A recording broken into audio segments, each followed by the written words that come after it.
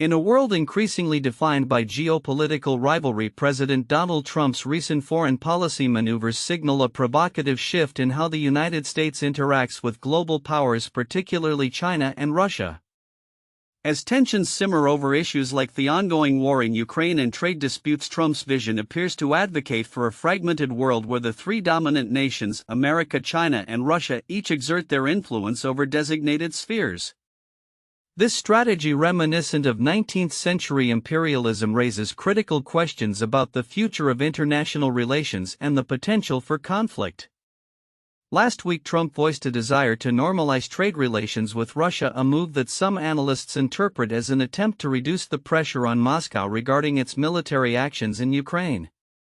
"We all want to make deals," Trump stated in a recent interview, likening U.S. diplomacy to a giant beautiful store that others are eager to engage with.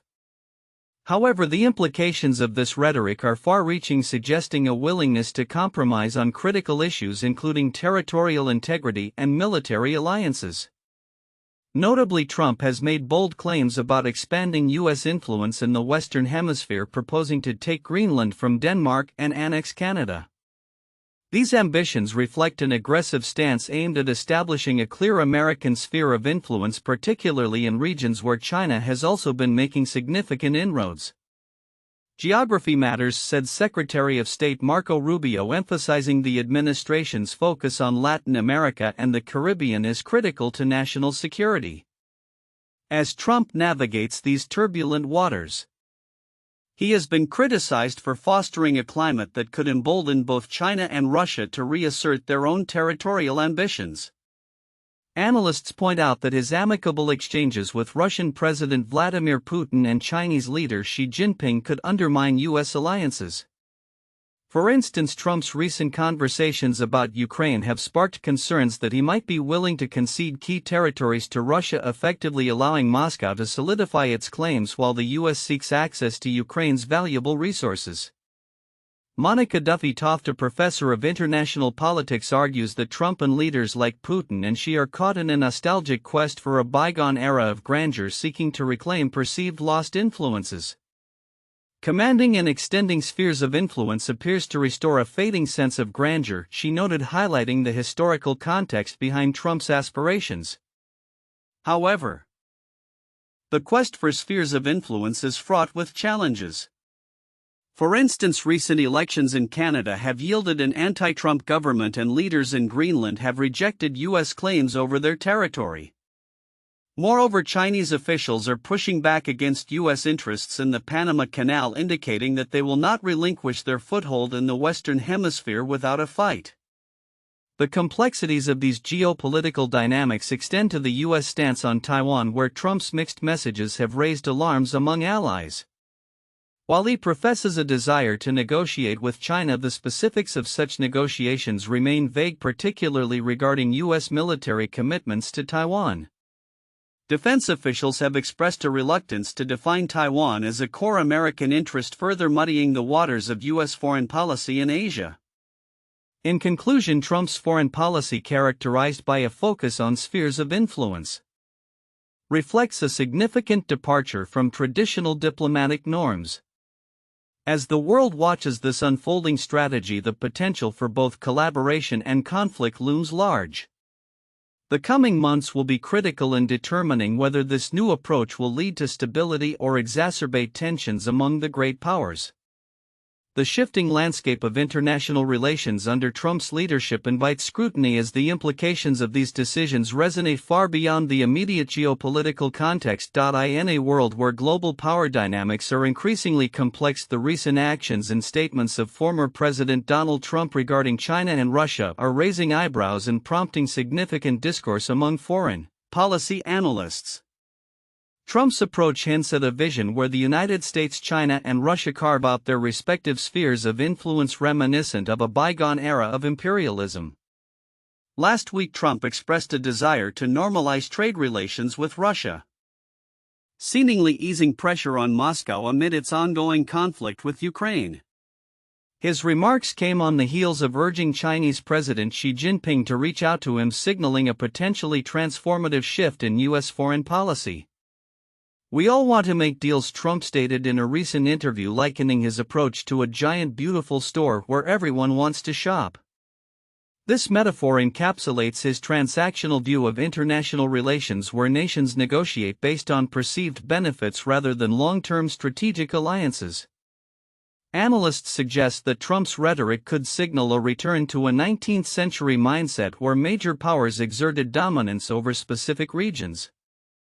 Such a paradigm shift may be evident in Trump's aspirations to assert U.S. control over territories like Greenland and Canada, alongside efforts to solidify Russian claims in Ukraine.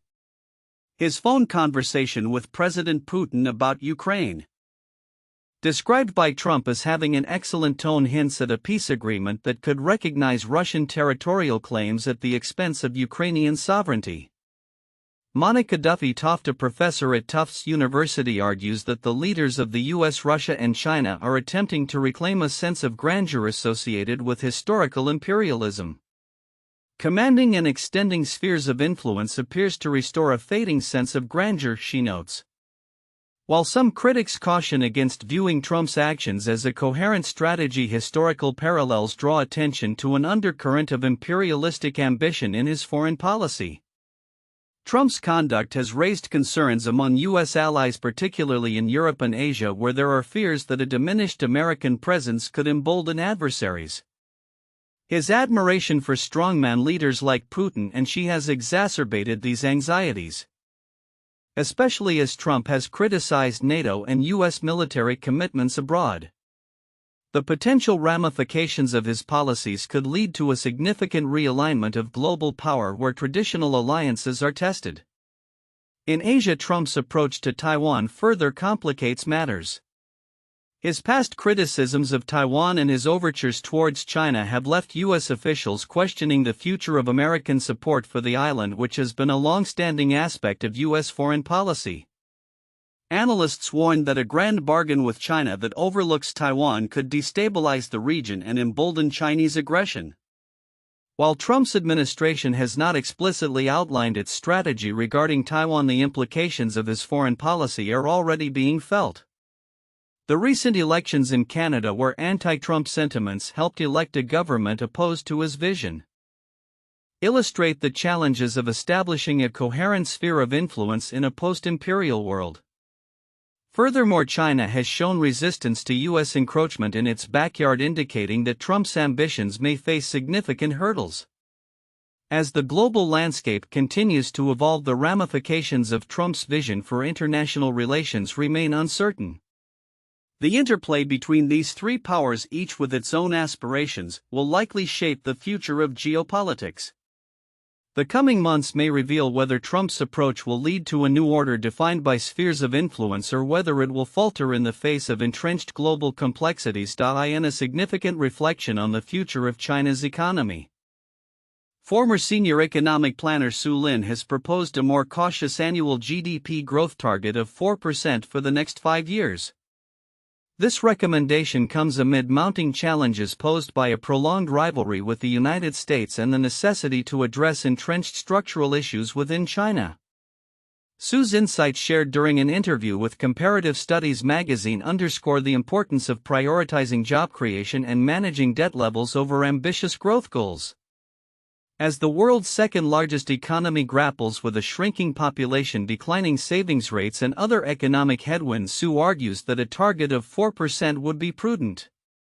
It is inappropriate to set a target higher than the potential growth in China's 15th five-year plan, given the complex international environment and domestic difficulties such as property issues, a debt down cycle, and weak market confidence, he stated.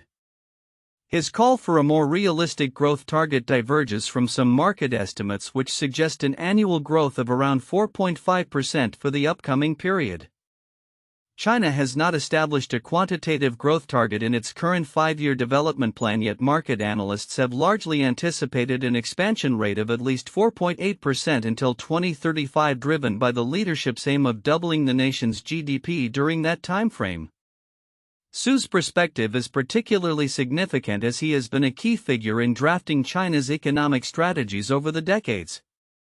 He now serves as the academic director of the Pangoal Institution and chairs the China-US Green Fund. The implications of Su's recommendations extend beyond mere numbers. They signal a shift in how China might navigate both domestic and global economic landscapes. With the increasing reliance on economic planning to foster growth, the emphasis on stability and job security may indicate a broader strategy to ensure social cohesion amidst economic uncertainties.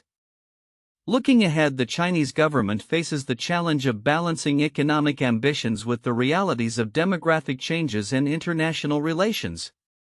As the landscape evolves, the focus may shift from aggressive growth targets to sustainable development that prioritizes employment and fiscal responsibility.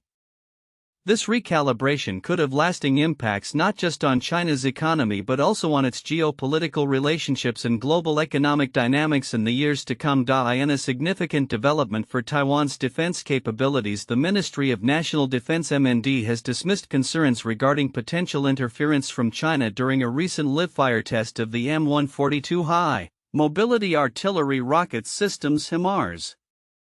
The incident, which took place at the Jiuping military base in Pingdong County on May 12, resulted in signal errors that the MND attributed to a fire control malfunction rather than external jamming or interference. During the test, which involved the firing of 33 rockets, the MND reported 2 instances of signal abnormalities. Army Chief of Staff Lieutenant General Chen Qianning clarified in a legislative meeting that these issues were linked to a known software problem in the fire control computer, a glitch that has been documented by the U.S. military and other countries operating the HIMARS. After addressing the self-diagnostic fault, message from the computer testing was resumed, Chen stated, emphasizing that the core functions of the HIMARS remained intact. The ministry's swift response to the incident included notifying the U.S. contractor responsible for the weapon systems. The contractor confirmed that the HIMARS' primary operational capabilities were unaffected and an update to the software would be implemented promptly.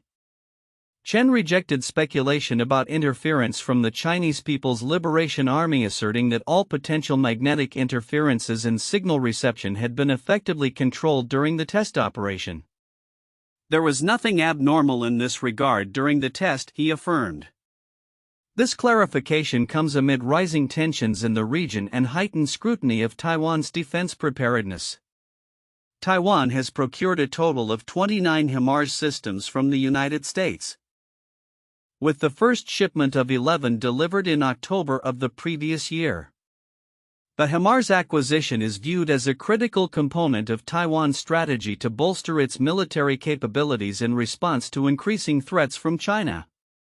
In conjunction with addressing the HIMARS incident, the Legislative Committee overseeing defense funding decided to release 84.5 billion new Taiwan dollars, approximately $2.82 billion of previously frozen military funds. This funding is expected to enhance Taiwan's defense infrastructure and procure additional military resources as the island continues to navigate a precarious geopolitical landscape. As Taiwan fortifies its military readiness, the unfolding dynamics in the Taiwan Strait and the broader Asia-Pacific region will remain a focal point for both local and international observers. The MND's proactive measures and the commitment to enhancing defense capabilities signal Taiwan's determination to maintain its sovereignty amidst external pressures. Looking ahead, the effectiveness of these strategies will be crucial in shaping Taiwan's defense posture and its relationship with both China and its allies. As global dynamics shift, the intricate relationship between China and Europe faces significant challenges, particularly amid the backdrop of a changing political landscape in the United States. Recent developments illustrate an evolving context in which China's efforts to mend ties with Europe are met with skepticism and limitations. A sweeping survey touted as the world's largest annual study on democracy revealed that public perceptions of China in Europe have surpassed those of the United States, with the exception of Poland, Hungary, and Lithuania. This shift is notable particularly as it coincides with rising tensions and a re-evaluation of alliances in the wake of Donald Trump's return to the White House. In a striking comment reflecting the current sentiment, Trump remarked that the European Union is in many ways nastier than China, highlighting the growing discord within the transatlantic alliance. As the EU grapples with its own identity and alliances, leaders have expressed a willingness to explore deeper trade and investment ties with China. This marks a notable departure from the more combative stance adopted by European Commission President Ursula von der Leyen following Russia's invasion of Ukraine. The upcoming summit in Beijing, where von der Leyen is expected to attend, has fueled speculation about a potential thaw in EU-China relations. While some European leaders emphasize the importance of rekindling economic ties, the reality remains that significant hurdles persist. China is unlikely to alter its stance on critical issues such as the ongoing war in Ukraine or its economic model, which complicates the prospects for genuine rapprochement. As China navigates its diplomatic efforts, it faces a complex landscape characterized by both opportunity and constraint. The recent visit of Chinese President Xi Jinping to Malaysia underscores China's strategic pivot towards Southeast Asia, where it seeks to bolster partnerships amidst increasing U.S. economic pressure. Malaysia is positioned as a key facilitator in China's outreach to the Gulf Cooperation Council (GCC) and ASEAN countries, particularly as both regions contend with the repercussions of U.S. tariffs and trade policies. This diplomatic maneuvering reflects a broader trend of regional leaders seeking to diversify their economic partnerships and reduce reliance on traditional Western allies. The ASEAN-GCC-China summit taking place in Kuala Lumpur is a pivotal moment for these nations to explore cooperative frameworks that transcend ideological divides. The emphasis on economic partnership development and mutual interests offers a promising avenue for fostering stability and growth in an increasingly multipolar world. However, the path forward is fraught with challenges. The ongoing geopolitical competition among major powers, particularly between the US and China, complicates the landscape for smaller nations. As they navigate these treacherous waters, there is a pressing need for enhanced understanding and coordination among ASEAN, GCC, and Chinese leaders to foster a cohesive and constructive dialogue. The potential for collaboration is significant, but it hinges on the ability of these nations to identify common ground and address shared challenges such as climate change, security concerns, and economic resilience. The upcoming summit will serve as a litmus test for the aspirations of these nations to forge a united front in the face of external pressures. In conclusion, while China's outreach to Europe and its diplomatic efforts in Southeast Asia signify a desire for greater engagement, the reality of geopolitical complexities and historical grievances will shape the trajectory of these relationships. As nations recalibrate their strategies in response to evolving global dynamics, the coming months will be crucial in determining the future of international cooperation, particularly in the context of the increasingly interconnected economies of China, Europe, and the wider Asian region. The outcomes of these diplomatic engagements may redefine alliances and influence global trade patterns for years to come.